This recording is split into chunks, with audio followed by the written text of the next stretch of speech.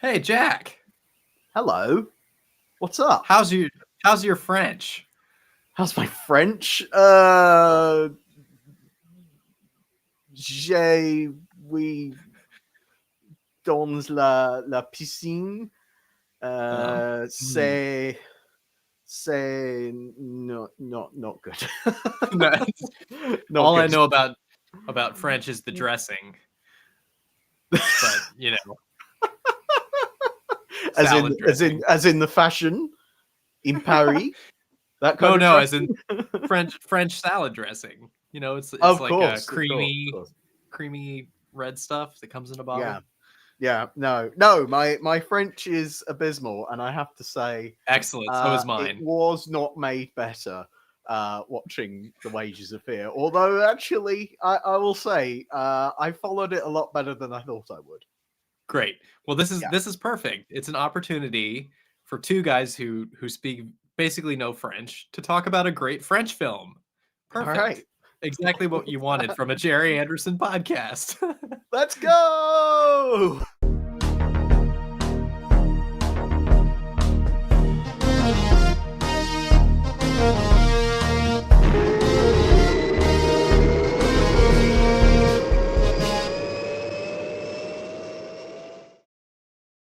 Hello, everyone. Welcome to the Security Hazard Show. I am Jack Knoll. I'm joined, as always, by Mr. Ben Wolf Page. Hello, sir. How are you today? Hello, I'm doing good. All the Here better we are. for. It's episode 3, and they said it wouldn't last. They said it wouldn't last. Literally, some people said it wouldn't last, but we've done it. We're here, and we are doing something a little bit different today because primarily we're not talking about a Jerry Anderson production. We're talking about something tangentially related to a Jerry Anderson production, but I'm doing a Right. terrible job explaining it. So, Ben, what are we doing today? Well, we're doing a segment we're calling "Scene Missing," which is kind of an exploration of an influence or a direct descendant of the Anderson productions, something that's kind of Anderson adjacent.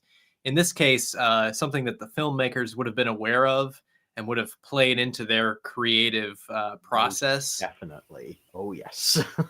So I'm really excited to talk about The Wages of Fear today on Yes. Security Hazard. Well, before we get started, of course, it's a Security Hazard Show segment, so of course it has its own intro, and it goes a little bit something like this.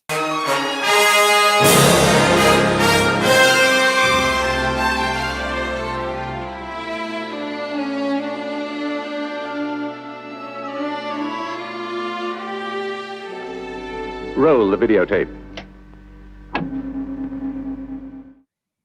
Hearing that music just really makes me want to watch Doppelganger. I know, it's so sweeping and epic. I think if we were to do kind of a bonus feature, a commentary on Doppelganger might be a great place to start. What do you think? I do quite like that idea. I'd be Just interested. stable to know that if for the people back would of be your interested mind. in hearing that. But yes, I'd love Yeah. to do a commentary on Doppelganger.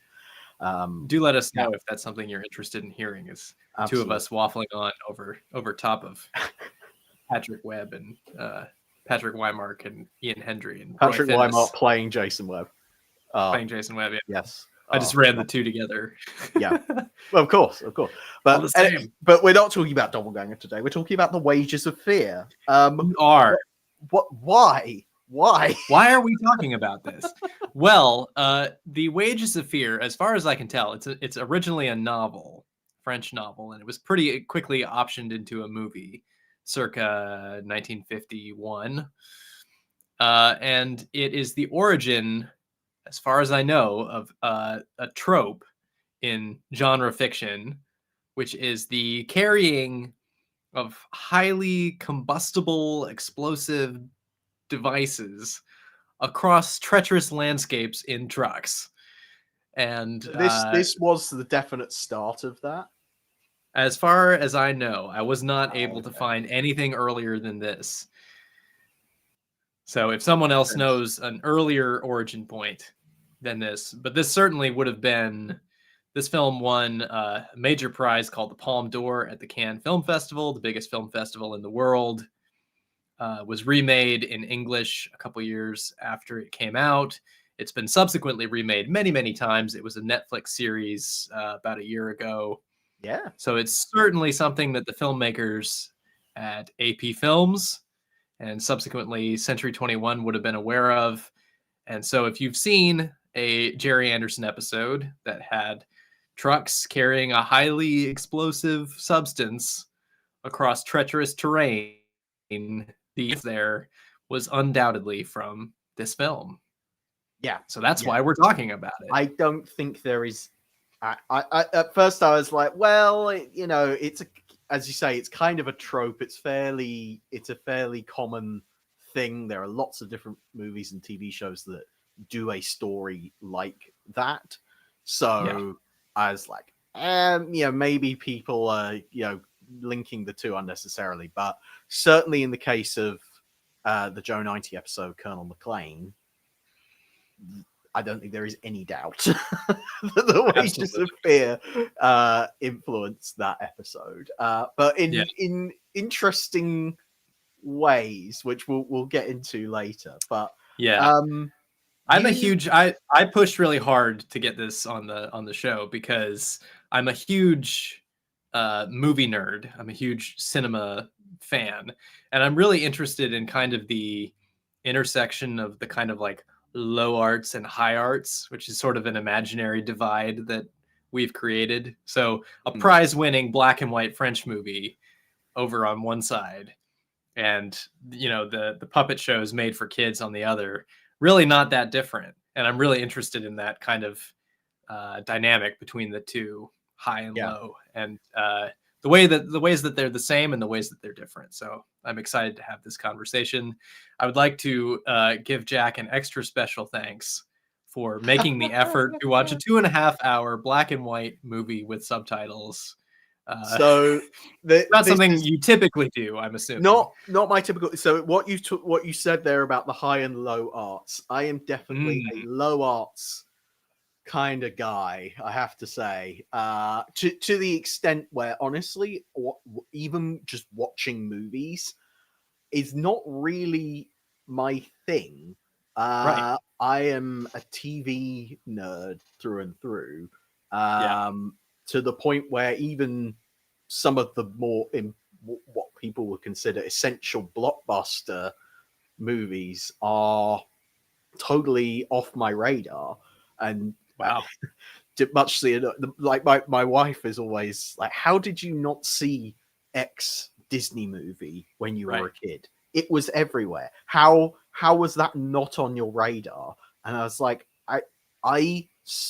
my entire childhood was fixated on Jerry Anderson productions, and then later on Doctor Who came in, which is basically kind of the other passion of my life. But we decided the world didn't need another Doctor Who podcast, but it did need a Jerry Anderson podcast for security answers. That's why we're doing it. But anyway, so I'm coming at this from I don't really watch movies. I honestly find the weird thing is I can binge watch a TV show. I can put on several episodes, and that can in some cases take up my entire day quite easily. But a movie, sitting down to watch a 2.5 hour long movie, not really how I spend my time. Just not really what I choose to do. And I'm not really sure why that is, because I do enjoy movies when I do watch them, but it's never the first thing that sort of pops into my head. So yes, when you pitched it to me, let's sit down and watch this 2.5 hour long movie. The fact that it was in black and white didn't put me off, really. That's kind of part of the course for me at this point. But just the fact it's a movie, for some reason, was like, oh god, okay, right. It feels like extra work. It absolutely, what you're saying makes perfect sense, because watching television is a totally different experience, especially if you know the format of the show, you know about how long it's going to be, it's consistent. there's less surprises in television. I think Right. you sort of have to stay within certain lanes if you're making a television show, whereas in movies there's a lot more out there. There's a lot more, so it's sort of uncharted waters, and it can also just be it's a different a different way of watching, to Yeah. watch a story that's all one long chunk rather Yeah. than You smaller kind of have chunks. to engage with the whole thing. Yeah. Whereas a TV show, you can tune in and out. Yeah. So, And yeah, I should be clear up front. I don't really believe in the high-low arts division. I think it's sort of an arbitrary thing that we've made No, up, I agree. uh, I agree. which is going to inform a lot of this discussion that we're going to have. So hopefully, if you're a Jerry Anderson fan, this will be informative for you as far as understanding where some of the ideas that formed some of our favorite episodes of these shows came from. Yeah. And maybe it'll even inspire you to go and watch something out of your regular comfort zone. Exactly. And that's exactly what this did for me. But it was because so from my perspective, going into The Wage of Fear, it was interesting because all I knew about it was the Anderson episodes that it influenced, which we're also going to talk about today, which very specifically were the Colonel McClaine episode of Joe 90 and the Keep It Cool episode of Supercar. So therefore, I went into The Wages of Fear not knowing anything about what it was about, what it was set. I knew at least some of it was in French, but otherwise, that was it. And that meant that the story took some twists and turns that I was not expecting. Really, really not expecting. But there were also other things that I was like, well, I inevitably know that this is going to happen. Right. Just because it happened in Joe 90. Isn't that funny? Isn't that such a weird backwards way of approaching a story? But I think it's one of the things that's cool about doing a story like this on Joe 90 is that it's kind of a gateway for people who haven't, for kids who haven't experienced the wider world of cinema. It's a great way to, there's a show called Space Precinct that Jerry Anderson made. And some of the early episodes of Space Precinct have a, shall we say, heavy homage to certain 80s sci-fi movies in them. I'm thinking of episodes like The Snake or Time to Kill that have a very clear influence from a particular 80s movie in each case. But a lot of the audience who were watching Space Precinct wouldn't have seen those movies. So it's an interesting way to introduce audiences to cinema that they might not have seen or have the opportunity to see, especially in the late 60s. Yeah, absolutely.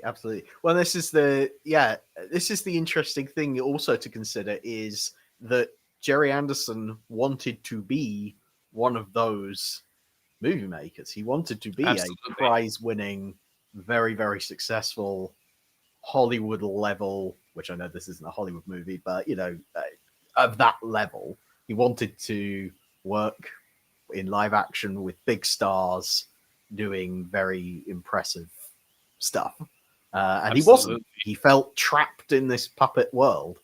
And one of his ways of getting out of that, or he thought that one of his ways of getting out of that would be to make his shows in the style of those big action movies. And well, there's no better way of doing that than literally taking the plot of one of those movies and transferring it into Supermarionation. So it's So it's kind of a win all around. Although I'm assuming nobody got a royalty check from the production of this movie for the story of McClaine. And I think there's there is an argument to be made there that both Colonel McClaine and Keep It Cool do slightly miss the point in different ways. But that's because of the nature of the shows they're missing. They do have to sort of compromise on certain aspects of the movie. But before we get to that, we should talk about the movie, The Wages of Fear. Right. Ben, can you neatly sum up where we are, what the movie's about, what the story is, who the characters are, all of that sort of stuff. Okay, I'll try to do this without giving too many heavy plot spoilers. I'll give away a few things, but I don't want to give. There's some twists in the movie that I don't want to give away if we can avoid it, Right. just in case people do want to see the movie. But the basic scenario is you're in a South American country. There's a bunch of European expats who are kind of stuck there. They've fled there for whatever reason, political reasons mostly, and they're sort of doing odd jobs, trying to make ends meet, and very much down on their luck. it's a really rough time for them, and they're very much stuck and unable to escape. Even one guy who luckily has a visa, he still can't find transport who's willing to take him back to his home, back to Europe or to America, where the pickings are better. So we're in the South American country, economically depressed, no work. And out of the blue, somewhere hundreds of miles away, there's a oil derrick fire. And how do you put out an oil derrick fire? Well, what you need is explosives, because the explosives suck all the oxygen out away from the fire, and the fire suffocates. It goes out. So to put out that fire, the big American oil company needs explosives, but the explosives are hundreds of miles away, and they can't send Union transport to get it there. They can't fly. The only way to get it there is overland, and the Union drivers would never accept the risk of driving on these insane roads. Right. It's far to get there. dangerous. Yeah. So what are they going to do? They're going to hire a bunch of these European expats who have experience driving, but no union to protect them, no families to complain if something happens to them. They're going to send them out on these incredibly dangerous roads with literal jerry cans full of nitroglycerin. Yeah. Highly unstable, highly explosive nitroglycerin through the jungle, across the way, all the way to this oil derrick fire. And it is I think it's fair to say it's hair-raisingly tense in some places. And this scenario, they are being paid generously for their trouble, hence the wages. Right, the wages of fear. Yes, the fear being the terror of being possibly blown up at any moment. Yeah. And there's a great conversation that happens during the movie of they're not being paid to do the driving. They are being paid to withstand the sheer terror of any second they might be blown up completely and utterly, no chance of survival. Yes. They're being paid to basically give their lives. No, I think that's a very neat summary of the whole thing. And the structure of it, I found quite interesting in that you basically spend the first half hour or so. Yes. The plot of the oil fire and the trucks and all of that, really all the stuff that I just said doesn't really come up until you're about 45 minutes into the movie. Yeah. They spend all of that time, more than the length of a Joe 90 episode, setting up all these characters, giving you their backstory, giving you an idea of what kind of people they are in their day-to-day lives, and then contrasting that with what kind of people they are once they're under the pressure of having to do this dangerous job. And it's a fascinating character study. Yeah. I'm really curious, Jack, to get your kind of general impressions of it, because you were very, very careful before we started recording not to let me know what you thought about the movie. Because obviously I love this movie. So I came to the table, like my cards fully displayed. Of course. I'm like, I love this movie. I think it's a masterpiece. Yeah. But you watching this movie for the first time, for me, it's the second or third. And you're getting it totally fresh, coming in from out of nowhere. So I really want to hear what your general impressions. As I say, totally fresh, except for what I knew based on the Jerry Anderson episodes that it was based on.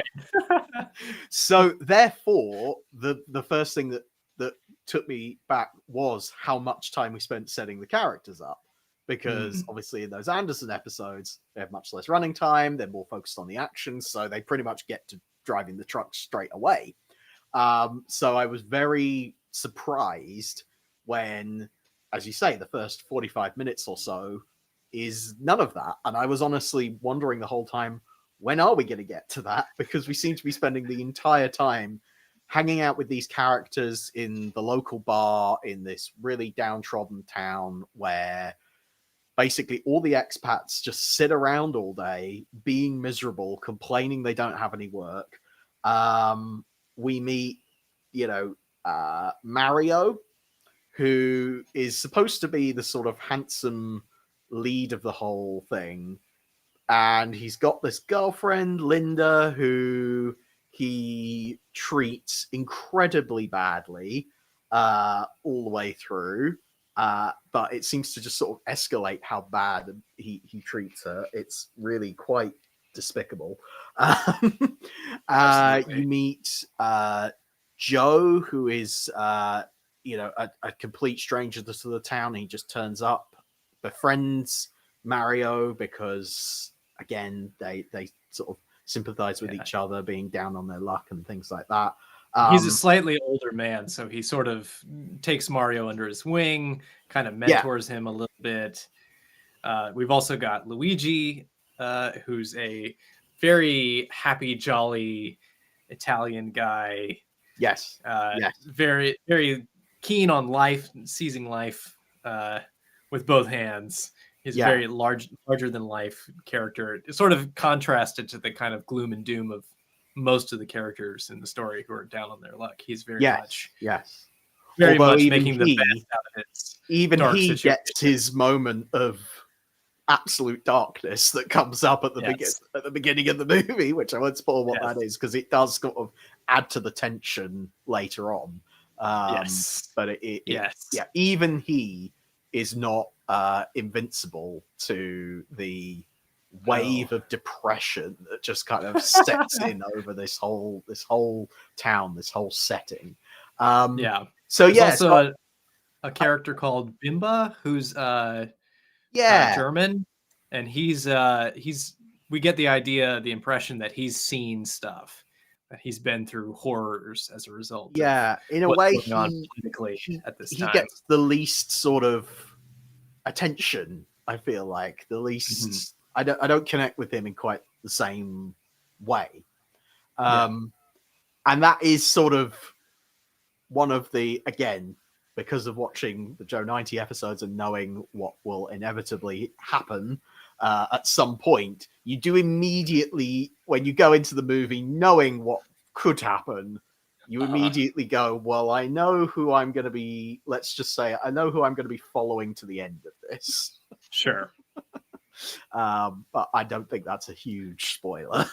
No, and the way that it unfolds is kind of unexpected, I think, and well done. So yes, absolutely. It's that fair enough. Did definitely take me by surprise, the way that twist comes about. But anyways, once we get into so I'll tell you the circumstances in which I sat down and watched this movie, because as I've established, my attention span is absolutely terrible. I'll be honest, I started watching this, I had it up on one screen, while on the other screen I was updating the Security Hazard website, because the homepage desperately needed rebuilding, which has been done, by the way. Go to securityhazard.net and take a look at the nice shiny new homepage over there. Anyway, I did that while I was watching The Wages of Fear. But I will say that I, over time, spent less time working on the website and more time watching the movie, and I got totally sucked into it. Because I knew it was going to be a slow burn. I knew it was going to take time to get going, and I don't necessarily feel like I missed too much by not fully paying attention through the start of it. I got the gist of what was kind of happening. Obviously, it's a lot of the dialogue is in French with subtitles, so you do have to be paying attention. But actually, that language barrier, we should say, like, that language barrier really doesn't. I don't think it impedes. You can still perfectly understand what is going on. I don't think that's an issue, because it's such an international group. All the heroes are very international. The Right. company that hires them is American. They're in South America, so there's a lot of Spanish speakers in the cast. It's a very international feel to the story. Yeah, but it's such a it's a relatively straightforward story, so following the ins and outs of it is not too difficult. Yeah, particularly in the beginning, the ins and outs are just kind of learning who the characters are. Yeah, and that's sort of what you're feeling out. The specifics of how they got to where they are, and the specifics of that time and place of what's going on politically, and some of the underpinning motivations might be a little bit harder to suss out if you're not paying close attention. But I still think it's a film worth watching. That's even something. If you... I was going to say that's something that encourages a second viewing. Actually, I would actually really like to watch it again at some point, knowing kind of understanding the core elements of it. I would like to kind of explore a little more of the influences on some of the decisions that were made and that kind of first act of the story were but no, I was quite I was also taken aback by how thoroughly unlikable the characters. None of them are perfect. Not a single person in this movie does anything for the good of just being a nice person. No, they're all, and as you say, I'm glad you pointed out what a despicable gender dynamic there is with our hero, just treating his girlfriend absolutely abysmally. Because that's sort of, we like him. He's a likable guy, and he's this actor, Yves Montand is his name, was prior to this not too well known as an actor. He was better known as a singer. He was a Frank Sinatra style crooner and was a big star in France for that.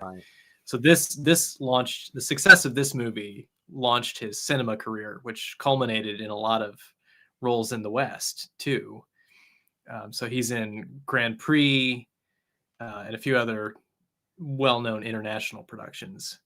But this is sort of what launched his career. So he would have been a very likable figure for that audience at that time. And he plays it very much kind of anti-hero.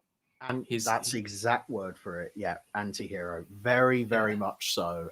He has that quality of someone like Patrick McGoohan, the prisoner, where he's on screen, but he's not there to be liked. He doesn't particularly want to be liked. In fact, he's actively inviting you not to like him. Yeah. And that therefore makes him not likable, but it does make him intriguing. He is interesting to watch for that reason. Yeah, you want to find out what happens to this guy and why he's doing what he's doing and what's where he's going. I can only imagine what an actor like Patrick McGoohan would have done with a story like this. So much to chew on for an actor. I have no idea whether it's related, but a movie that I've been meaning to watch for a really long time is Hell Drivers. Because it sounds like it's another opportunity for Patrick McGoohan to just be a nasty person, which is always just really good. Hell Drivers, I'm glad you brought that up, because that is sort of a related story in the sense that it is about trucks and trucking, and there's some definite overlap there, and would have been even closer to AP Films in terms of proximity, in terms of some overlapping cast. I think there's some overlapping cast. Almost so. There's a lot of people in that. There's like William Hartnell, Sean Connery, obviously, Patrick McGoohan as well. So I don't know. There probably is someone from an Anderson production. I think we can probably squeeze it into our. I'm gonna make a quick note of Hell Drivers, because I think we should watch that at some point. But I could be thinking of Crossroads to Crime. Yeah, very interesting. Yeah, not the same as Crossroads to Crime. But anyway, So, what did you make of the action sequences in this movie? So there's a few key sequences, including coming up to a rock in the road, Right. uh, I will say a that bridge. the rock in the road, that was the turning point of the movie for me, Hmm. in terms of that's what really sucked me in. Before Mm. that, I think there's maybe the movie follows an interesting, almost kind of episodic format where it's like they keep coming up against these barriers and problems that they have to solve while they're driving along because the roads are so dangerous. They will come up against an obstacle and basically they have to solve it, and that usually fits into sort of a neat chunk. And as you say, you'll sort of go, okay, what did you think about the bit with the boulder or the bit with the oil or whatever.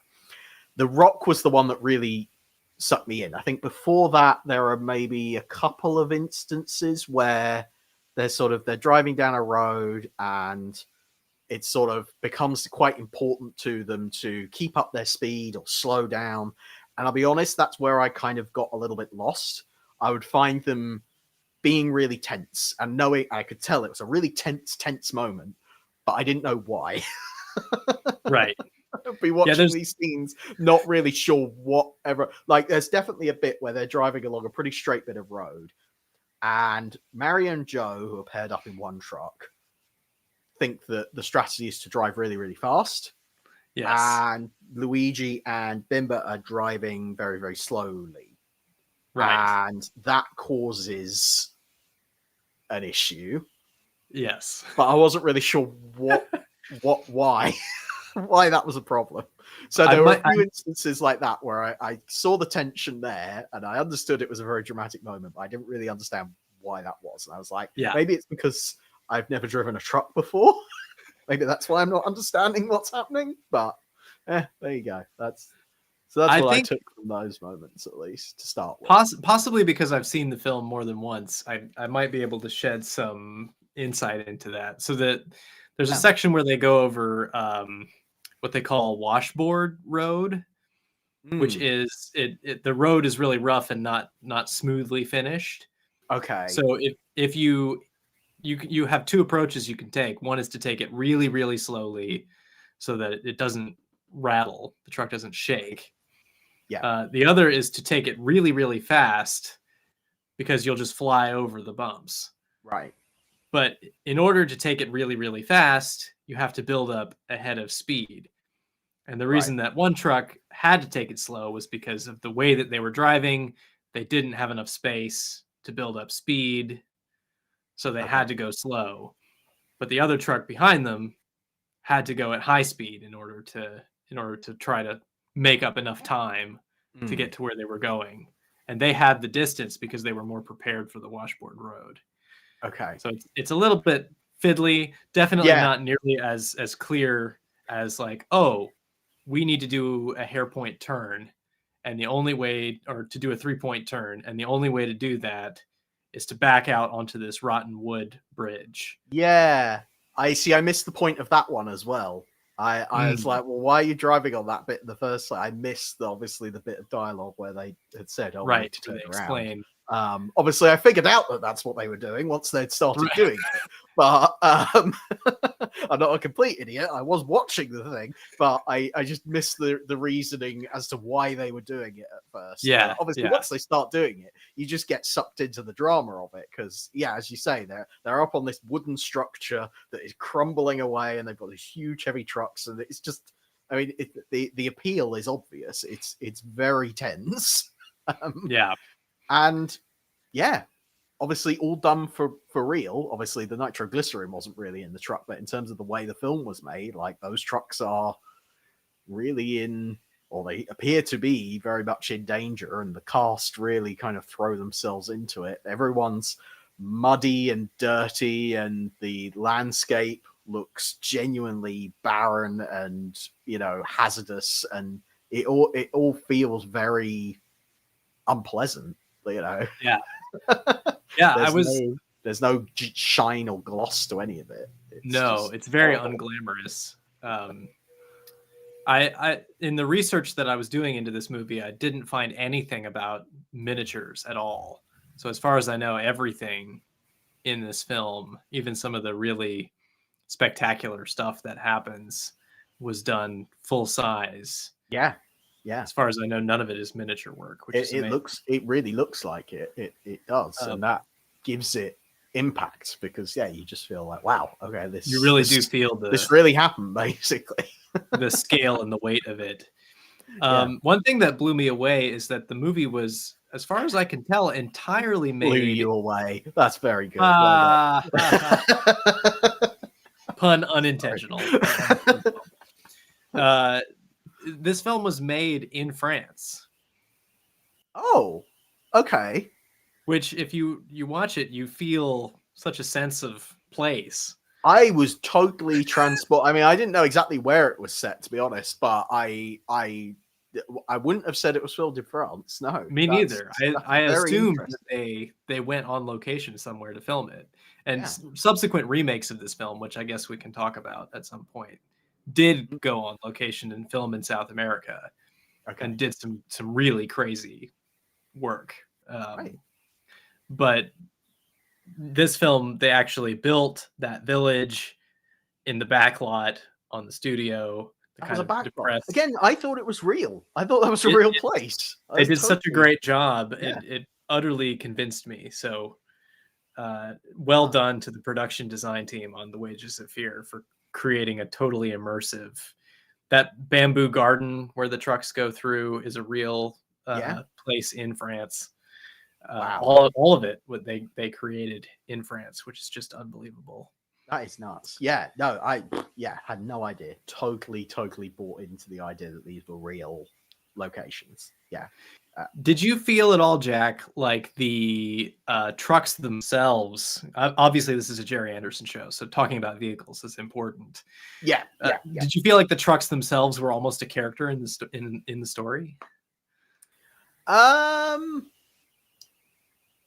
Yes. Again, I wasn't quite following the nuances of this truck is breaking down in various ways. I could sort of tell that that's what was happening, but I didn't necessarily get as invested as the characters were in the health and the well-being of their trucks. Right. Maybe that's just because of me as a person not being that interested, or because I wasn't quite following. But so I see what you mean. Yes, they are characters in a sense that the trucks themselves also do go through their ups and downs. Literally, they have their ups and downs. They're sort of like almost natural forces in a way, more so than they are. Like a Jerry Anderson vehicle, the truck that I can see on your mic stand there, I'm thinking of, is very cool and kind of like, there's something enticing and exciting about it. Whereas the trucks in this film are like, they're almost like dark forces. They're like weather. They're very... They just keep coming. They keep going. They're unassuming at first, and that's actually something when I came to after watching The Wages of Fear. I'm jumping ahead a little bit here, but we then watched Colonel McClaine and Keep It Cool to kind of refresh on those. And what struck me was actually that the technology, particularly in Colonel McClaine, of the trucks and stuff, it makes it all too easy in a way. I didn't get nearly the same level of tension because, well, the trucks that were used in Colonel McClaine, they're the latest and the greatest, and they are very reliable. They're specially kind of fitted to do the job. Whereas in Wages of Fear, they've just got these beaten up old trucks that are totally unpredictable. They have no idea whether they actually can do the job. And they just go, well, that's why we're paying you the big money to go and do this. It's because that is might not make it. A big element that ratchets up the tension is feeling like the jerry cans full of nitroglycerin are just held in with straps. Yeah, there's no suspension system holding it in place. It's just kind of the truck and the road, and the roads are. They do such a great job of setting up how bad the roads are in this country. Because one of the first shots with a car is a taxi coming into the village, bringing in Joe towards the beginning of the movie. And as he's coming into town, he's going over potholes, just I had forgotten all bouncing about that. with But yeah, complete force. You're right. One of those Yeah, things that I didn't pick up on the first time I saw the movie, but watching it again, you're like, wow, the roads in this world are terrible. yeah. And Certainly, yeah, if you're driving a big truck transporting that much yeah, explosive material, yes, that is if you've very ever much. been to South or Central America, it is true. The roads are frightening. I've never had that experience. So yeah, I don't know, but yeah, no, yeah, very, very kind of good point. And yes, communicated very, very clearly that these are the dangers that they're going to encounter. But also the fact that they don't know for sure. That's the thing that sort of, again, it sort of bugs me a little bit about the Joe 90 episode is that I don't know how they don't know the dangers that they're going to encounter. In this film, in Wages of Fear, it makes perfect sense that they don't know exactly what the roads are going to be like. They know they're going to be bad, but they don't know the full extent of how bad. Whereas in the Jerry Anderson shows, you're sort of like, you should know, probably. The technology is advanced enough. You should know what you're going to have to encounter along the way. But that definitely helps with the tension of the movie, is the not knowing what's around the next corner. Definitely ramps up the tension a lot. Yeah. So the director, Henri Georges Clouzot, and it's not Clouseau like the famous French detective played by Peter Sellers. Yes. It is spelled differently, but pronounced in a similar way. Mm-hmm. I'm sure I'm pronouncing it incorrectly. I apologize to any French speakers who might have come across this. Right. Pretty well-known filmmaker, and this was sort of his breakout success. He'd been a filmmaker since before World War II. Like a lot of the French film industry, he was kind of accused of being a collaborator under German occupation. And so that hurt his career. It took him a long time to build back from that. And once he does, he just goes all in. So he's really, really focused on becoming a successful filmmaker in the 1950s. This film being one of his big ones. His creative partner is a woman named Vera Clouzot, his wife, and she actually is in the movie. She plays Linda. Oh, she's great, by the way. She's amazing. She's so watchable. Like, just... We talked about characters not being likable, but she is the one likable character where she absolutely but that works against her because it means that she's the first person who gets kicked down at every opportunity, because she is the one sort of ray of sunshine in this whole place, where she's the only one with any energy or positivity, and that therefore makes her a target for even her boyfriend Mario to just treat her absolutely terribly. And it's just heartbreaking how badly she's treated, but she's so she genuinely is very likable in the whole thing. That's a big part of the Clouzot's approach to their work, was their kind of inherent pessimism about human nature, something that really contrasts with the Anderson approach, which is very, very positive about human nature overall, I would say. A much more humanist and positive feeling, whereas the Clouzots were not feeling so good about the world in the 1950s. One more thing I'll say about them before we move on. They make a film together after this called Diabolique, which is a famous French film, and that film was even more successful than this one, and led to Clouzot being given the sort of unofficial title by critics of the French Hitchcock, or the French master of suspense. And that competition from Clouzot is what prompted Hitchcock to make a movie called Psycho, which changed his career trajectory. So they had huge ripples on world cinema, these two. Right. And Vera sadly died. She was just 46. She died of a heart attack shortly after Diabolique. Mm-hmm. And it's a real tragedy because it really slowed down Henri Georges and his filmmaking output. He didn't Right. make nearly as many movies after her. And his Interesting. finest work, most people agree, was the partnership between the two of them. Yeah. So Yeah. it's another Anderson kind of parallel there of that's certainly. Yeah. the Absolutely. wife being in more of a star, more of a public facing aspect of the story. So yeah, just clever, well picked out. That's a very good observation there. Well done. There's a lot of stuff, a lot to unpack in that movie, and we could talk about it for a long time. But I do think we should get into Colonel McClaine, unless there's something else you want to say about the movie.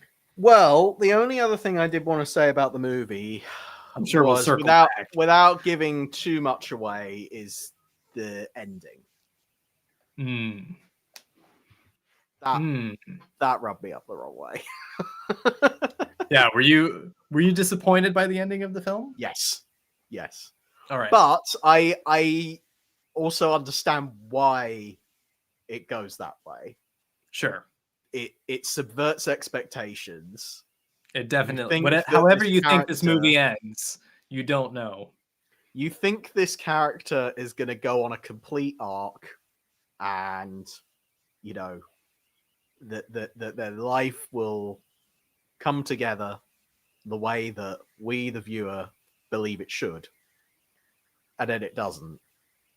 And I'll say no more than that. But I definitely felt deflated by the end of it. Yeah, there is, and I think that's how I was supposed to feel. Streak. Yeah, there's a nihilistic streak, and I wonder if that's part of the divide, that artificial divide that we were talking about at the beginning of the show. If there's kind of like this aspect that you have to work hard to watch something like this. Not because it's hard to watch, like it's really well made and engaging, I think. But because you sort of have to, it forces you can't watch it very passively. You have to grapple with the philosophy. Right, that's exactly it. You're given more, so therefore you have to take more, basically, is what I think comes down to.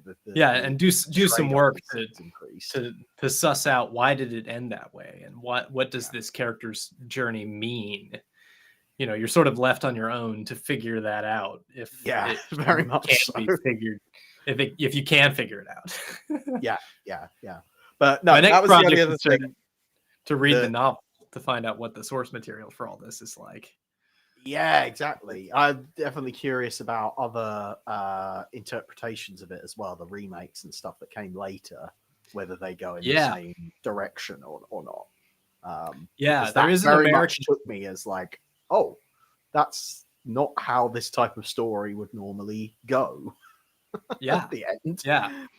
There is an American remake that came out a couple years after this, and then a much more famous remake directed by William Friedkin, who directed The French Connection and The Exorcist. So he was sort of on a career high, and he could do anything he wanted. He decided to remake this movie in the 70s. It's called Sorcerer. It came out in 1977. It opened the same day as a little movie called Star Wars. So nobody saw Sorcerer. That's so it got absolutely buried. But these days, it's usually regarded as one of the best forgotten movies of the 70s. So I really enjoy that version of it. If you're going to watch one version of it, that's probably the one to watch. Although I haven't seen the most recent miniseries on Netflix. So there's that to consider too. Yes. But we're here to talk about the Jerry Anderson influence that this movie had. And Colonel McClaine is so here's what I've written down in my notes about this. Tony Barwick was the writer of Colonel McClaine. Yes, and the script editor as well. And the script editor for the show. So very much his vision of the whole thing. And I said it's like Tony Barwick saw Wages of Fear when it came out in 1953 and then 15 years later was writing this Joe 90 episode, having not rewatched the film. Because he takes the hazy beats of recollection. it. There's a hazy recollection of it. That's how it came across to me. Was he couldn't quite remember all the necessary details. But Yeah. I mean, that plays to its benefit because it makes it more of a Joe 90 episode rather than a remake of Wages of Fear and Supermarionation. Yeah. Now, I'm not aware, Jack, of any documentation. I've never read an interview with Tony Barwick where he specifically, or with anyone, in fact, from the Anderson world, who specifically acknowledges No, that this was a reference to Wages of Fear. I've never seen No. it mentioned anywhere. no, it's but not. It's purely a connection that I think fans have made later on. Yeah, but it's so clear. It's so obvious. There are so many parallels between the film and the episode that it's pretty. I think we can be pretty sure Tony Barwick can see the Wages of Fear at some point. So for those of you who aren't familiar, Colonel McClaine, the basic plot of the episode is that instead of an oil fire as is in the Wages of Fear, in this case, it's a tunnel is being dug through a mountain to build a road that connects two countries together, and they are digging this tunnel with explosives because it's a Jerry Anderson show. Of course, that's how they're doing it. And basically, they keep shipping in these explosives via helijet, but the transports keep getting sabotaged. They keep just blowing up en route. And so the decision is made, well, let's, instead of taking them by helijet, let's transport them by road in trucks. And how about we send Joe 90 along to using the expert knowledge of a truck driver and the military knowledge of a colonel, so that he can keep an eye on the operation to ensure that no double dealing, sabotage, nasty business is going on.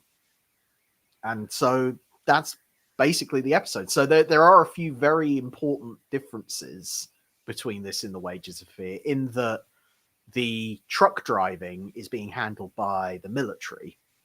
Right. And I think that puts quite a different spin on the whole thing. It does. Well, and the sort of key thing that you touched on there in your description of it, that it's Sam Loover at the beginning is talking to Joe about the mission, and he's like, this is going to be a huge economic boon for the area to complete this tunnel. The impact of it is going to change people's lives because they'll have more money to spend, and it's going to be this massive positive good.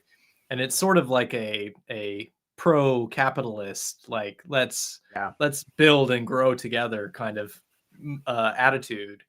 Completely contrast with the Wages of Fear, where the oil company doesn't care about its employees. They don't care if they get blown up. They just want to do their work and make as much profit as possible. Totally opposing visions of what this project would be like.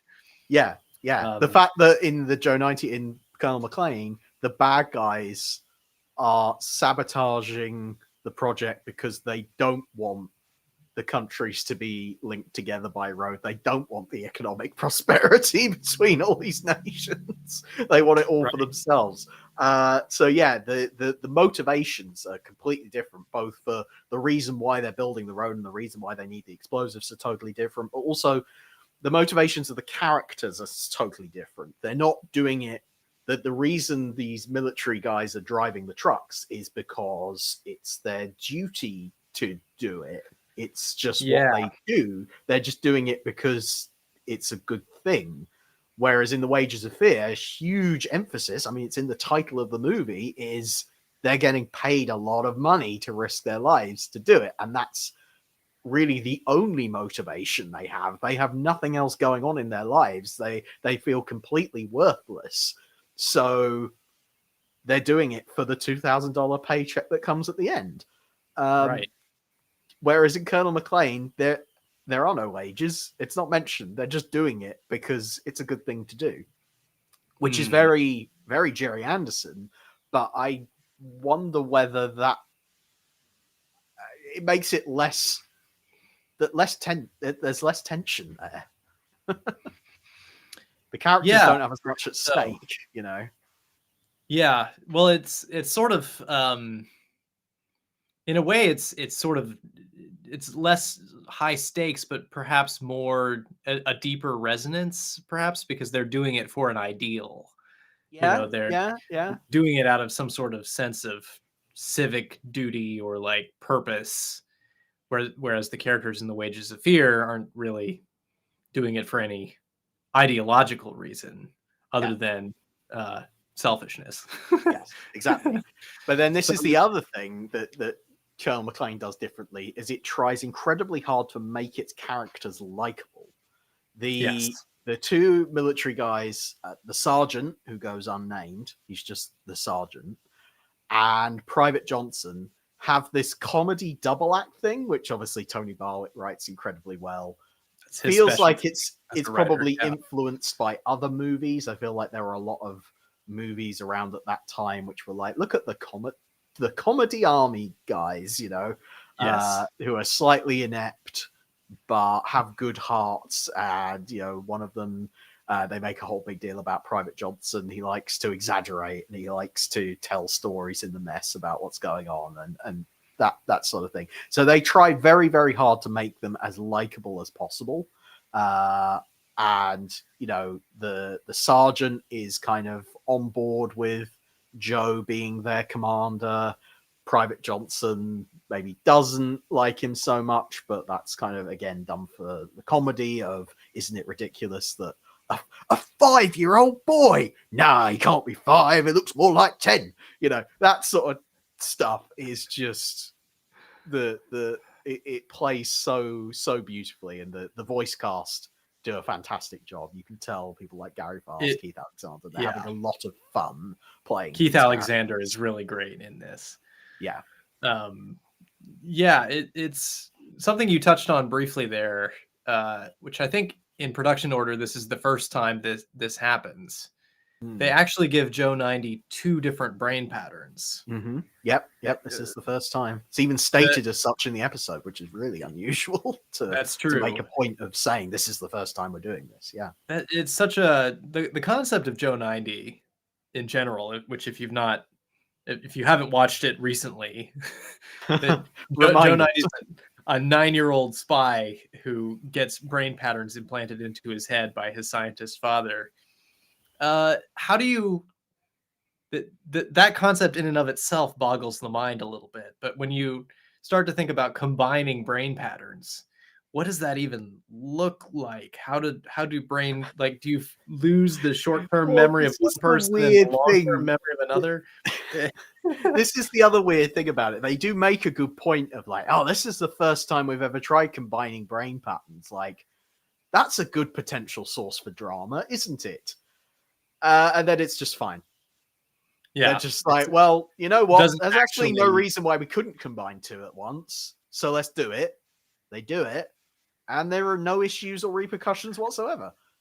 So you just go again, tension-wise, like you could have had a little something there where maybe Joe would have lapsed in his memory of one of the brain patterns. Suddenly he's driving the truck and he's forgotten how to drive, but he still has the military knowledge, but he can't drive the truck. And then maybe it switches or you know, you could have had something happen there. There are episodes where Joe loses his glasses, or he takes on a flaw from someone's brain patterns where he forgets to land a plane, how to land a plane. He has the same mental blocks that the person does.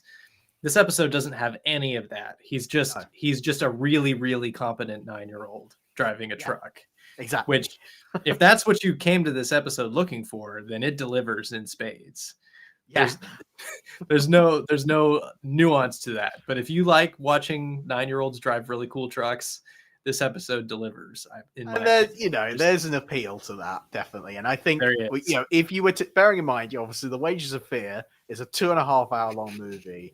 If you're going to squeeze it into 25 minutes, that sort of is the important bit to take from it is drive the trucks full of explosives. You know, that's the bit you need to take. So all the character stuff does sort of get pushed aside. It does, with the exception of your nice double act.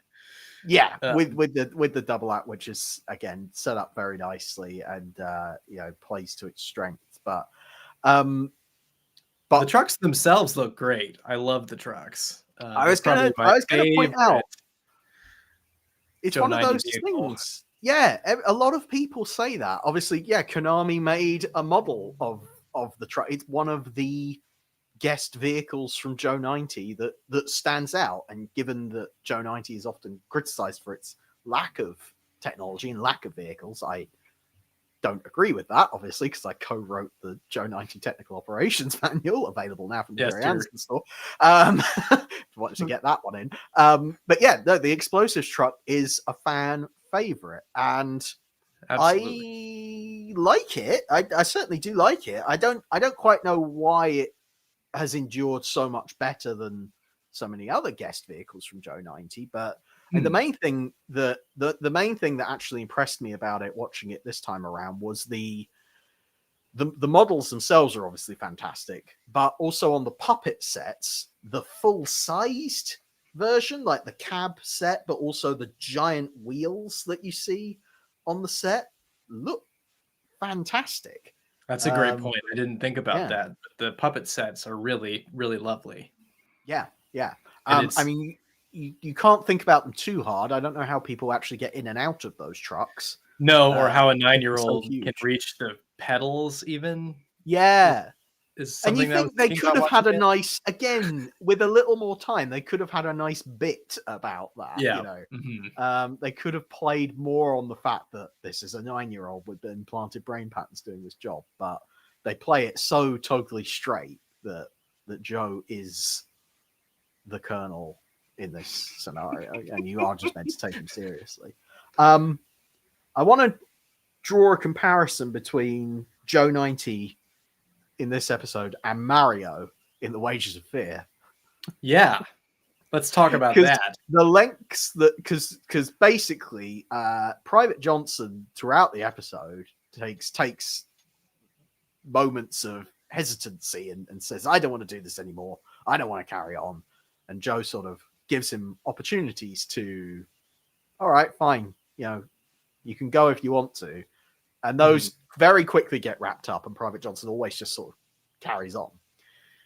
Whereas in The Wages of Fear, there are several really big pivotal moments where Mario wants to keep going, but his co-driver, who also happens to be called Joe, which makes it really, really confusing when we're talking. Oh, that is a parallel, isn't it? Yeah, I didn't even think about that. Yeah, but they're opposite. They're opposite ends, because the Joe in Wages of Fear, takes every opportunity to get out of it, and mentally kind of checks out. And Mario very, very, very viciously insists and treats Joe horribly to try and keep him on board. There's a lot of, you could call it tough love, but honestly, it's just tough. Yeah, it's just tough. It's just abuse that goes on. There's a whole sequence where Mario basically beats Joe for his kind of insubordination, I guess. Yeah. Now, contrast that with Colonel McClaine. Joe 90 is a taskmaster in this episode. He absolutely. He doesn't go to nearly the same lengths that Mario goes to try and keep everyone in line. No, and nor does he really need to. I guess because there's sort of a military structure underpinning it. Exactly. It sort of helps hold it together, which kind of makes sense for the shorter story. Yeah. But because it's a military thing, again, they're just doing their duty. And of course, they don't play on the mental strain that goes into the again, a lot of what goes into The Wages of Fear is the mental health aspect, the total fear that grips these characters, or some of these characters, all the way through, is a really important aspect of it. That obviously, because Joe 90 is a family program, they don't dwell on that. The trauma of the whole experience is not played upon in nearly the same way. Trauma not being a big theme explored in Joe 90, generally. Yeah, weirdly, that's something they leave out. But it means that I made this note that there are no wages in the Joe 90 episode, and there's not a whole lot of fear either. They kind of miss the two most important aspects that are in the wages of fear. Yeah, certainly thematically. Yeah, they sort of missed a lot of the stakes. Yeah.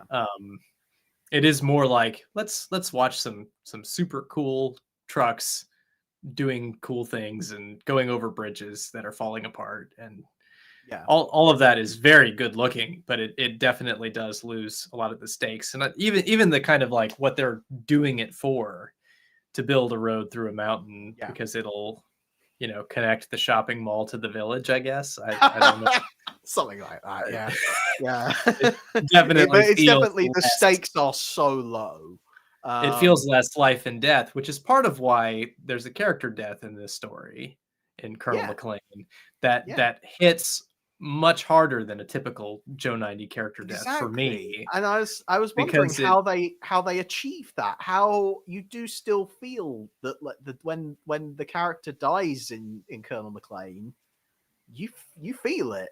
And I was like, wow, it still hits hard. Do you know why that works? I think it partially hits hard because of the conflict in tone, where it's like the rest of the episode, it's sort of like a foregone conclusion that we know that Joe's going to successfully drive this truck to where it needs to go.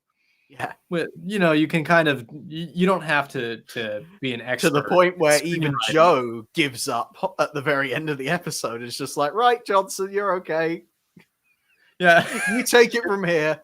You take it from here. Our 25 minutes is up, so I need to get out now, but you carry on. So yeah, you're right. It's such a foregone conclusion that everything's going to be fine. So that when something goes really, really wrong in the middle of this episode, it sort of takes you back, and you're like, whoa, that felt like suddenly you get a sense of the stakes for the first time.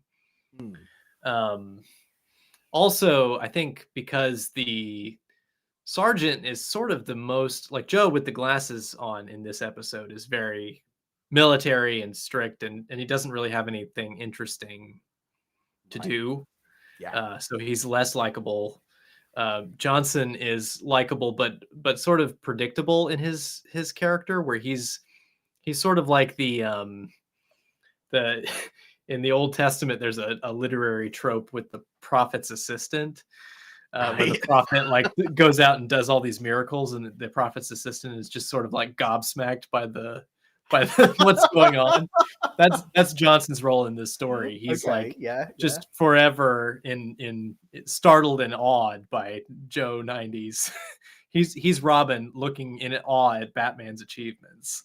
Essentially, he doesn't really do anything more than that. Yeah. The Sarge is a little bit deeper, where he's like, I've been in this service for a long time, for 13 years, and I've learned what you have to do to pull through. Yeah. And he does what he has to do to pull through, and he doesn't make it. Yeah. And that makes it sort of a double tragedy, where it's like his philosophy failed him, his approach to doing this. He wouldn't jump out of the truck. Yeah. And it leads to his demise. So it hits hard. When I watched this episode years ago with Jamie Anderson and Richard James for I think it was for an Anderson Insiders screening. Oh, right. Jamie and Richard both pointed out correctly that is the least reliable tree upon which to attach a rope. Yeah. It feels very, very flimsy, that particular dramatic setup. Well, that contributes to feeling the way that it's set up they're set up like bumper cars that they can just hit each other. Yeah. There's no safety. There's no additional support other than the tree. Yeah. That adds impact too, where it's like, come on, like you could have saved him if but you that's just tried a little harder. Because of the limited running time, they can't do all of that setup to like, we have tried everything else. We have thought through every possible way of sorting out this issue. We have to go with the flimsy tree. Whereas in the Wages of Fear, a lot of time is spent, like when you're dealing with the rock in the middle of the road and they come to the decision that they're going to have to blow it up. But obviously that's incredibly dangerous when you're dealing with trucks full of nitroglycerin. But you get that buildup of them solving the problem and trying to figure out all the ways around it and all the myriad of ways of which this is incredibly unsafe, but they're just going to have to go with it. Yeah. But obviously that whole sequence takes, at least half an hour for them just to kind of resolve that one issue. Yeah. Whereas obviously the Joe 90 episode doesn't have nearly as much time to fill that out. So they just have to go with, we just have to do the bit where we just try it. Yeah. In some ways, it would have been a more effective episode if they had less obstacles to overcome, if it was just kind of one thing that they had to do. But it doesn't quite work with the structure of this story to only one thing. Yeah. Another element that we haven't talked about yet is the fact that the container of explosives, it's not nitroglycerin in Joe 90. It's what is it? A sequence of U114. U114 explosive. Yeah. It has been tampered with so that it explodes if it gets above a certain altitude. Yeah. I didn't like that bit. There's a stupid. They set up this thing where it's secret and there's a traitor in the midst who's doing it, but there's only one person that the traitor could be. In true like Saturday morning cartoon fashion. There's only one option to be the villain. Yeah. So it's not very convincing, but it does give us a nice kind of climactic scene with some excellent Barry Gray music. Where it does to rapidly come down the side of the mountain. Yeah, which I like very much. Yeah, because obviously the sort of big climax of Wages of Fear they couldn't really do because it's too horrific. It's extremely horrific. The climax of the Wages of Fear. Yeah. So they couldn't do that. So instead they had to implant this sort of this extra factor of you got to get the truck down below 5,000 feet. It doesn't say a lot for Sam Louvert. I mean, it's confusing because I don't understand exactly what the rush was, like why they needed to send in Joe to send these supplies overland, exactly, rather than just take the time to sort out what was making the Helijets blow up. Right. There's no urgency to it at all. It just feels like it's being done for the sake of the story. But they already knew that it was sabotage from the beginning of the episode, and they sort out the saboteur about halfway through. Yeah. So why the rush? Exactly. It's a bit confusing. Yeah, it's all very I think there might be diplomatic reasons why they're like really eager to get the tunnel finished or something, but it doesn't carry much weight. Certainly, again, not compared to the Wages of Fear anyway. So that's kind of what I take from that. A good episode of Joe 90. I do enjoy it for the vehicles. But this is the funny thing, actually. Now, I did feel like I enjoyed it a bit less because of watching the Wages of Fear, just because the Wages of Fear does that story so much better. Right. I was suddenly very aware of the limitations that were on the Joe 90 episode. Yeah. Well, for me, I had sort of the opposite reaction where once I discovered the Wages of Fear, I had a whole new appreciation for Colonel McClaine. I was like, oh, they're doing the Wages of Fear, but in Supermarionation. And that sort of like Joe 90 for me and for a lot of people is a lesser show in the Anderson canon because it sort of has less going for it than some of the others do. Right. But when you take it in that context of, oh, here's the AP films, or at that time Century 21 films trying to do something cinematic and big with their very limited resources. I just admire that chutzpah, that drive, that energy to try and take something so massive and attempt it, even though it's kind of a failure. It doesn't quite work. It definitely doesn't carry off. When I was watching The Wages of Fear, I thought this would make a great Thunderbirds episode. Yeah, you'd have a little bit more time for one thing, you'd have a bit more time to get to know the characters, just because Thunderbirds episodes are an hour long. But also, I think the sense of danger would have been so much more a part of the story. Absolutely. And wanting international rescue to kind of come and help them out of this situation it would have felt like a better fit. But that's a good point, because in some ways, like something like End of the Road, where there's a truck full of explosives teetering on the edge of a cliff, could easily have come out of the Wages of Fear universe. Yeah, it's of that same ilk, definitely. Yeah, that's a great point. But yeah, speaking of which, we do have one other episode that I don't think we're going to dive into quite so much detail on it, because but I'm glad we included it, because it's definitely a much looser take on anything related to the Wages of Fear, and we very much might have made this connection all by ourselves. But the Supercar episode, Keep It Cool, was also one that we watched in relation to this. Ben, can you briefly explain what Keep It Cool is all about? Well, Dr. Beaker has invented a new fuel. It is so volatile that Professor Popkiss doesn't want him to make it in the Black Rock laboratories, so he makes it somewhere off-site and then has to transport it back in order to test it. To do that, he hires who else? Jimmy Gibson's brother Bill, who does everything, including drive a truck. And they drive a pickup truck with a refrigerator in the back. This new fuel will get highly unstable and explosive if it gets to a certain temperature, a certain warmth. It needs to be kept cool at all times. So totally different from the Joe 90 explosive that explodes if it gets above a certain altitude. Different from the nitroglycerin, where it's highly sensitive, although this fuel is a little bit explosive too. Mastermind and Zarin want to steal this fuel. Spy. What am I saying? Mastermind. Master Spy? Yeah. You were saying Mastermind. Was I? Okay, I'm having a stroke. I'm glad you're here. Sorry, you had to call that out. I was like, no, I can't let you said it. You said it twice. No, I can't let that go. Please don't let me get away with that. Yeah. Master Spy. Sorry. There you go. Yeah. Master Spy and Zarin want to steal this fuel, and they don't fully appreciate the danger and the volatility of this fuel. So they do their best to waylay the truck in the middle of the night. It's traveling in the middle of the night to keep it cooler.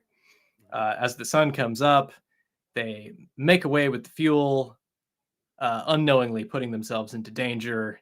It's a very comedic and lighthearted take where they explode, but instead of there being, a tragedy of the loss of a loyal military soldier, it's just Mastermind and Zarin with a bunch of black powder. Did I say Mastermind again? You said Mastermind again. What is going on? What is wrong? Oh my goodness. Otherwise, very good explanation of the episode. My goodness me. Yes. Grief. Now, it takes a much slower pace, this one. It's a lot of sitting in the dark, talking about the problem, and not a whole lot of doing anything about it. True. Because literally, back at the laboratory, Mike and Popkiss and everyone are basically waiting around in Supercar until the sun comes up so that they can actually go out and search for Beaker and Bill. Was the clear view not working? I was wondering about that. I was like, why are they waiting around so long? And then I thought, well, yeah, they're probably waiting. They obviously wouldn't be able to find them in the dark. But then, yeah, you're right. Clearview, the whole point of Clearview is that it would help them to find the characters in the dark. So, yeah, I think it just sort of gets dragged out for the sake of it because, yeah, the obvious thing that would have happened, and indeed the obvious thing that probably should have happened in the first place, is Supercar should have been brought in to transport the fuel. Right. In fact, honestly, if you're making fuel for Supercar, the idea of manufacturing it off-site in the first place doesn't make a whole lot of sense either. Yeah, the episode ends with Beaker. I'm questioning myself about every character's name now because apparently I can't remember any of their names. But Beaker's making the fuel in the lab at the end anyway. So yeah. what was the So point? again, all the dramatic tension and stuff does sort of drift. It's kind of like it was they invented it as a means of keeping Jimmy's brother employed. Like, oh, Bill's in need of work again.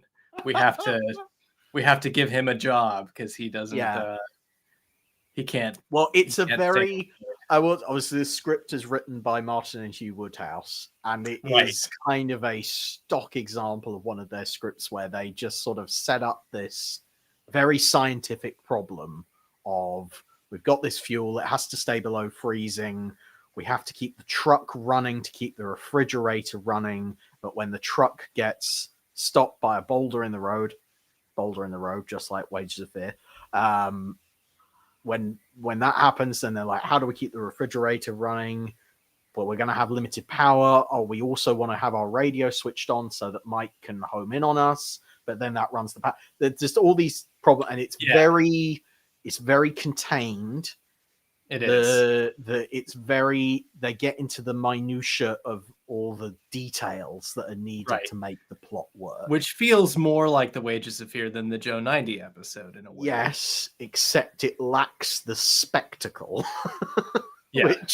Which is quite important for any Anderson productions. You do need to have a big action spectacle as well. And Keep It Cool doesn't really have that. Instead, it's a lot of time spent talking about the details of how to stay alive, which is important, and it does raise some tension, but you don't get a very sense Supercar. One of the things that I like about Supercar is that it takes the time to really, when Supercar launches, it feels like an achievement because they have this long tech list that they have to go through to launch Supercar. Whereas in later shows, they just press go and the rockets launch. Exactly. And it feels less like an investment, but in Supercar, because they were filling time, take a 10 or 5 minute story and make it 30 minutes. There's a real sense of like, this technology is kind of iffy and we're really experimenting. Is it going to work? We're not sure. It gives it a unique flavor that not many of the other Supermarionation shows have. I do like the Woodhouse brothers writing for that reason. But as you say, it definitely lacks something in terms of you just have to be prepared for that slower pace. And certainly when I watch Supercar, when you watch it in isolation, it's very easy to just kind of sink into that slower pace and go, this is nice. But when you watch it next to a Joe 90 episode, as we were doing in this case, you do suddenly feel like, wow, everything has slowed down here. So I think that does make a big difference. It does. I will say that the cinematography, the black and white, brings it closer to the Wages of Fear. Some of the stuff that they do at night, shooting the puppets with more like film noir kind of lighting. Very film noir, which I know Alan Patillo directed this episode, and I know he talks about in the Full Boost Vertical documentary that he was very much trying to go for that film noir look with a very stark contrast between light and shadows and things like that. Like, it's really effective, and as you say, visually quite much more akin to what we see in the Wages of Fear. It makes it look a lot nicer. And Colonel McClaine, we should mention, is directed by Ken Turner, who later directed some of the more kind of mind-bendy episodes of UFO. I think including Mindbender. I think I'm right about that. So you know, it's not. It feels like it's lit more flat. There's less bold choices in terms of direction and camera movement and But that's placement also of the puppets. nature of those later Supermarionation productions anyway, is because they were in the kind of routine of making them now, there is a bit less experimentation going on. There are a few less kind of bold choices. Colonel McClaine does basically look like any other Joe 90 episode, really. It does. Whereas Supercar, the different episodes have their own unique flavors because the different directors they haven't found their sort of in-house style yet. They're still experimenting. So they're like, okay, what if we do a little bit of film noir? What if we do a little bit of this and that? Which, for us nerds watching it who are interested in that sort of thing, it does make it quite exciting to watch. But and Alan Patillo goes on to work on movies like Nicholas Roeg's Walkabout, and had a career in the film industry prior to working with Jerry Anderson. So it really steeped in filmmaking craft, and really, really trying to create a sense of motion and a sense of kinetic cinematography out of these puppet characters that can't move a lot. And so you get that sense, even in episodes like this where not much happens, when the truck crashes, that's a pretty effective sequence. Now that I will say, and again, that's the Supermarionation nerd inside of me going, oh, well, they really went for that. Like, you have the truck driving along, and it's physically moving along the landscape. It's not that the rolling road had not been invented yet on Supercar. It was the old Four Feather Falls method of, no, we just need to drag this truck across the landscape physically. And I think it's only really one shot where you can see they're actively doing this. The puppets inside the truck are also moving with the truck and being operated at the same time. And all this stuff moves in sync, and it's happening like for real. There's no trickery about it. It is literally, they are moving this puppet-sized truck, which would have been a fairly big prop. They're moving it across the set. And I think in other shots where they show the truck moving, the puppets aren't moving, or they're not being operated in quite the same way. But there's definitely one shot where it's all just being done for real. And that is impressive from the point of view of a Supermarionation historian who knows that later on they would do that with a rolling road or what have you. In fact, particularly in Supercar, they would do it with back projection. So it's an impressive piece of work from that point of view. And it's the fun part about Supercar is seeing what they could do, basically what the Thunderbirds team, because most of those people went on to work on Thunderbirds, what they could do with much, much less. And that in and of itself is kind of fascinating to watch. Exactly. But as far as Wages of Fear influence, there's even less evidence that the Woodhouse brothers were aware of and knew about the Wages of Fear, or were intentionally parodying it. It almost feels more like a Bugs Bunny cartoon. Possibly.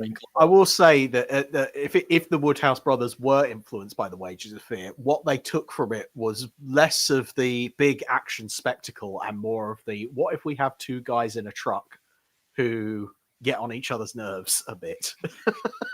That's very much their take on it. And I have to point out, David Graham in this episode is voicing Dr. Beaker and Bill Gibson. For most of the episode, it is just him talking to himself. And I'm glad you pointed that out, because seamless. it is a seamless, and if you don't know and you aren't looking for it, you wouldn't know, because he does such a great job of going back and forth between characters. I have ordinary. One of my David Graham hot takes, which I've been saving for a podcast just like this one, for a platform to reveal my hot take. I like Dr. Beaker better than Brains.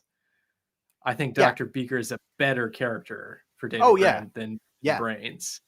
And certainly Brains is the performance, or in terms of the character in general, the way it's written? The character in general and the performance particularly, maybe not the puppet design. I think Brains is a better looking puppet. But Dr. Beaker is a more interesting character and a better performance from David Graham, I think.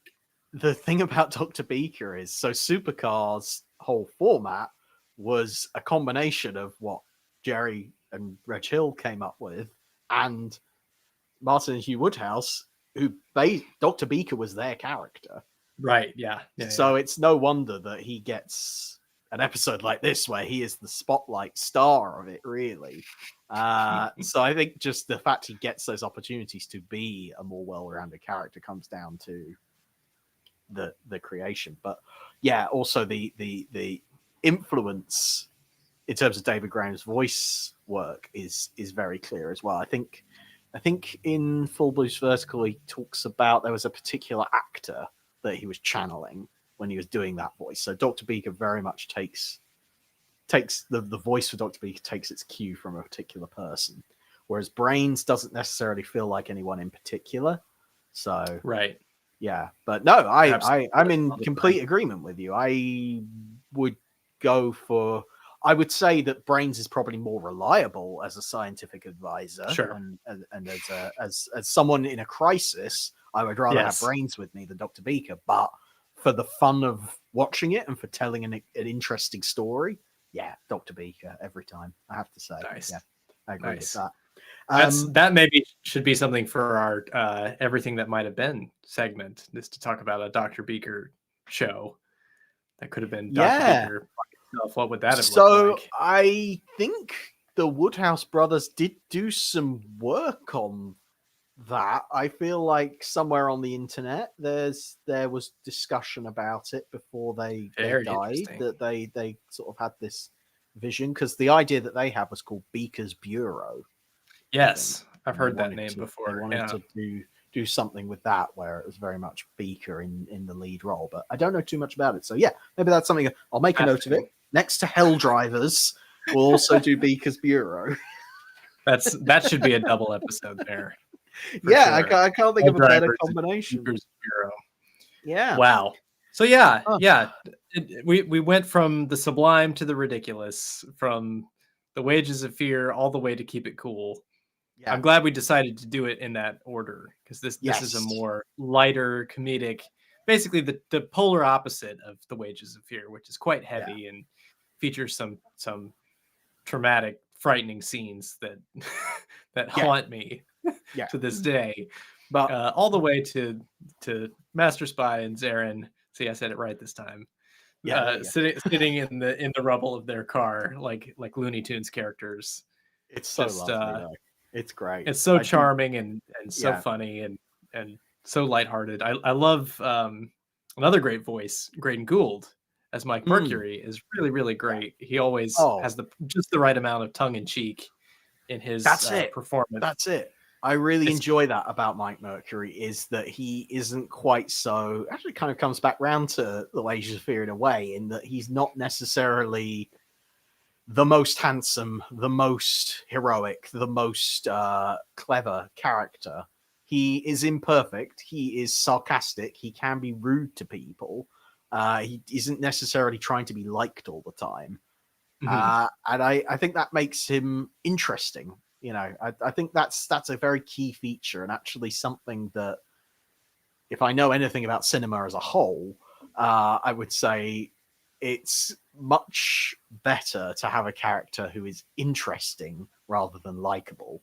I think maybe in recent years there's too much of a drive in mainstream entertainment anyway to make a character who is always likable, when actually it's much more interesting to watch someone who is who is imperfect, who's flawed. Yeah. And oh boy, is the Wages of Fear full of imperfect characters, full of flaws. Very engaging, very, very engaging. But yeah, that is the one. If anyone takes anything away from this, if you haven't watched the Wages of Fear, go and do it, because it is a really, really, really good, gripping film, and the Jerry Anderson influences surpass even the two episodes that we talked about today, the Keep It Cool and Colonel McClaine. Just in terms of a lesson in how to build tension in a drama, is with nothing, essentially. Nothing. All the tension is created by what might happen. Yeah. So it's a real masterclass in suspense. Absolutely. Yeah, Agreed. absolutely. Glad you Well, liked there it, we go. Jack. I did like it.